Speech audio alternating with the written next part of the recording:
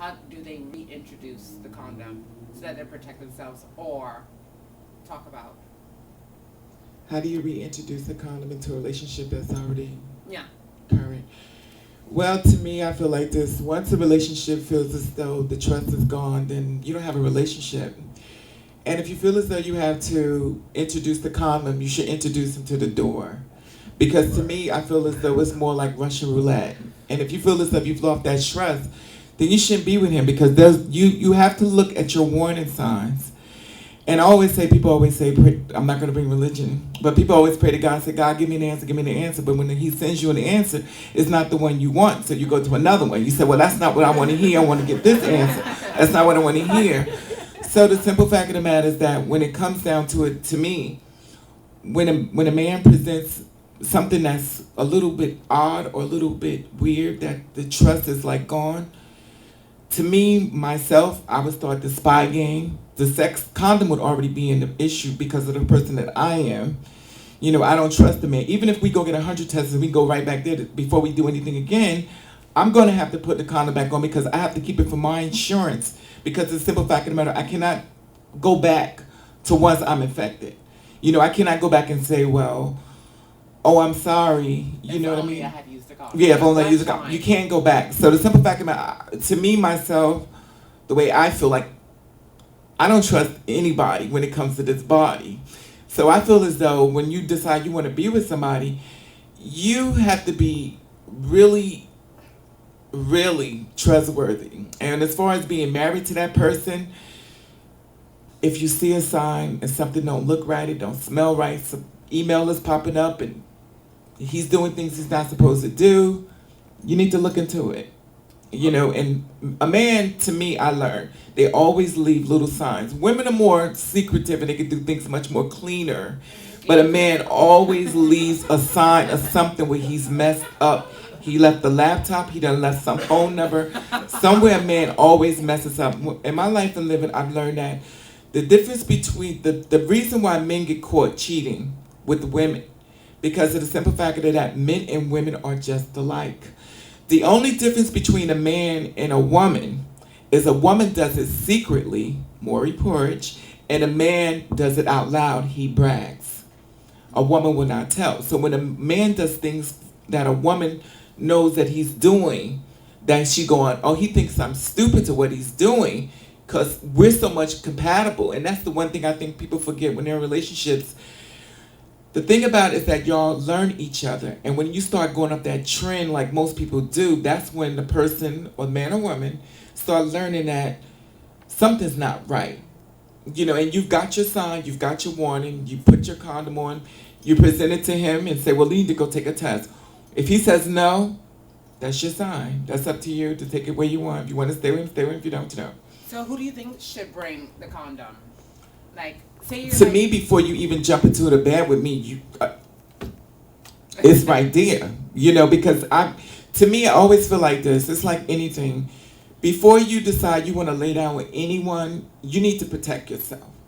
Because simple fact of the matter, just because this your husband today, don't mean he's going to be your husband tomorrow. He could have sex with you. He could leave you just like the person that you meet throughout the hours of the night. No one is guaranteed to be yours forever. No one on this earth is actually yours. So I feel as though this, if you're in a marriage relationship and this is the person that you choose and, you know, then that's one thing. But when it comes to present the condom, and it has to be presented there, and it hasn't been presented there, I can't tell you because that would never happen to me. Go even further, it kind of tells you something about that person. If the person that you want to be with, you get in a situation where you want to have sex, and he says, I don't have a condom, and you're like, well, guess what? I have one. And they're like, look at you funny like you're a hoe, then is that really a person that you want to be with? Mm-hmm. Or, you know, maybe you need to reevaluate that scenario. Maybe this is not the person that I want to have sex with because you're narrow-minded and you didn't have a condom. So, you know, that's... The other thing that I know that this is a forum about HIV and women, but I think that sometimes we become so focused on HIV that we forget that there's a whole plethora of other STIs out there that you don't necessarily want to be treated for or have for the rest of your life either. You know, just because even if you're HIV positive doesn't mean that you should be having unprotected sex, not only because you can infect somebody else, but because you don't want any further taxing on your immune system from some other sexually transmitted disease that you don't have and you don't want. So, you know, like syphilis, herpes, like did we forget about gonorrhea? Like there's a whole multitude of other things out there that, you know, it's not necessarily just HIV, you know, like we need to, that's why the rates of syphilis are increasing the way that they are, because we forgot. So We forgot. We're still focused. we forgot. So I think that who cares? If he thinks you're a hoe, he's probably not the right one. Wait, I think Julissa wanted to say something that we can go back to both of y'all. I think that the question about who should bring the condom, I kind of want to draw in the point that you were making about having been brought up in the Ukraine and what that's like. And I think based on what I was talking about earlier, people are socialized in a particular way. And I think that what's lacking sometimes in our communities, that we're introducing this conversation now. Like, we're a group of older women talking about this issue, and you're saying that you're still today experiencing that, maybe not so much in the U.S. And I myself feel that way, and a lot of women do feel that way. But I think drawing it back to the original point, and part of what Sarah was talking about earlier, is that we need to talk about these conversations with the youth. And I think it starts at home. And I think it starts with parents talking to their girls about their body and their body image, and not hiding their body, and feeling comfortable with themselves. I think all these conversations about sex, sexuality, safer sex should start in the home and should also be reinforced in schools, which I think is what we're lacking as a community. We are very rarely, me growing up, I never talked to my mom about sex ever. Still don't want to either.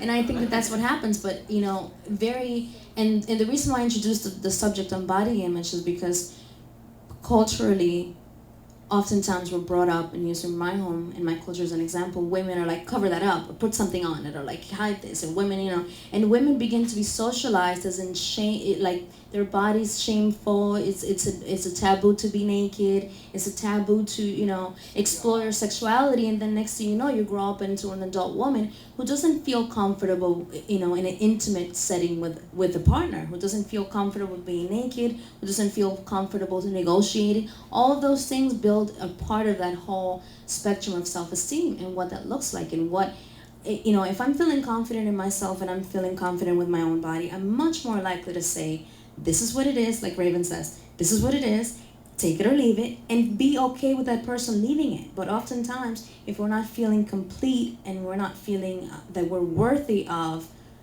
you know, making those requests and being okay with the outcome, is why we're not having those conversations that are difficult. So I think they should start in the home, and they should be reinforced in schools, because oftentimes children don't feel comfortable talking to their parents. I mean, I know I joke around with my kids, and I asked my girl like probing questions to see if she's interested in boys, which I don't want her to, but you know, she's gonna be 10 next week. She's not comfortable, and I can tell. I don't want to talk to my mom about sex. So I think oftentimes, if they're not getting these messages from outside people that they feel like they can trust, they're not getting it from school, they're not getting it from media, they're not getting it from outside sources, who are they getting it from? And then this is why we're having this conversation at 20, you know, their 30s, and we're still in a conversation of not mattering enough to say, can you please put on a condom?